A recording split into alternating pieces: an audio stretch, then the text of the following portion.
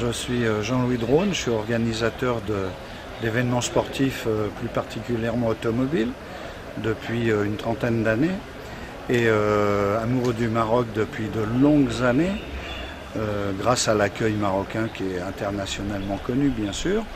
Donc nous avons depuis 2 ans choisi la région de Tiznit, principalement par l'accueil entre autres de son gouverneur, qui s'est vraiment intéressé à notre épreuve, qui a compris que ça pouvait être éventuellement un produit de promotion pour le Maroc et la région. Et c'est vrai qu'on a une aide de la région qui est vraiment inespérée pour nous organisateurs, par des moyens de sécurité uniquement bien sûr. Et donc on y est bien à Tiznit et on y organise sur 20. En fait notre épreuve s'appelle les 24 heures du Maroc.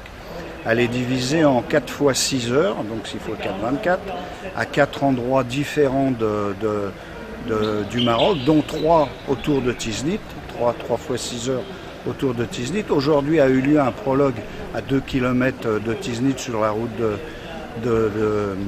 d'Agadir, où le classement déterminait la grille de départ de demain, où demain auront lieu les 6 heures de El Mers, un circuit de 27 km à faire pendant 6 heures non-stop. Donc il se relaie entre pilotes. Les voitures sont les voitures du Paris-Dakar, des 4x4, des buggy, des voitures qui viennent entre autres faire des essais pour le Paris-Dakar. Donc c'est très valorisant pour nous et pour tout le monde. Donc demain aura lieu la première épreuve des 24 heures à El Mers. Ensuite le lendemain, nous aurons un deuxième 6 heures plus près d'Aglou, au bord de l'Atlantique, un site merveilleux avec du sable, quelques dunes qui vont leur rappeler le Paris-Dakar, sûrement. Ensuite, nous aurons la 3e épreuve à Ouled Gérard, donc à 10 km de Tiznit, encore sur une boucle d'une vingtaine de kilomètres, sur un site fabuleux entre les montagnes. Il y a une piste d'aviation où le paddock sera situé. Et les concurrents, toujours pareil, pendant 6 heures, se débattront au chronomètre, puisque c'est une course de vitesse avant tout. Et le classement sera effectué à l'issue de ces épreuves. Oui, je m'appelle Pascal Thomas, je suis pilote automobile depuis un certain nombre d'années. J'ai fait une quinzaine de Dakar et c'est ma 3e participation aux 24 heures du Maroc et ma 2e participation à Tiznit.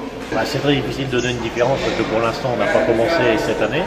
L'année dernière, sont des 6 heures qui étaient très chaudes parce qu'il y avait des problèmes de température, il faisait plus de 40 degrés, donc ça a été très difficile pour les voitures.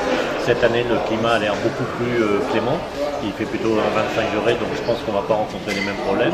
Aujourd'hui, on avait un prologue qui était très court mais très difficile parce que les voitures ne tenaient pas la route, c'était sur des petits cailloux, donc je fais 2e aujourd'hui. Le premier est un autre garçon de mon team, donc voilà, et demain, la guerre commence.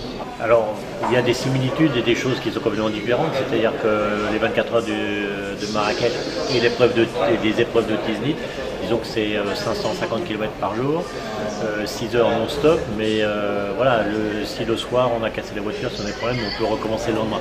Le Dakar, c'est une machine de guerre, si un jour on n'est pas dans le tempo, on ne peut pas récupérer, on est hors course, c'est pour ça qu'il y a autant de concurrents qui abandonnent. On part à 200 voitures, on arrive à 50. Donc ici, il y a beaucoup moins de concurrents. Et à l'arrivée, on sera aussi nombreux parce que le soir, on a le droit de réparer les voitures.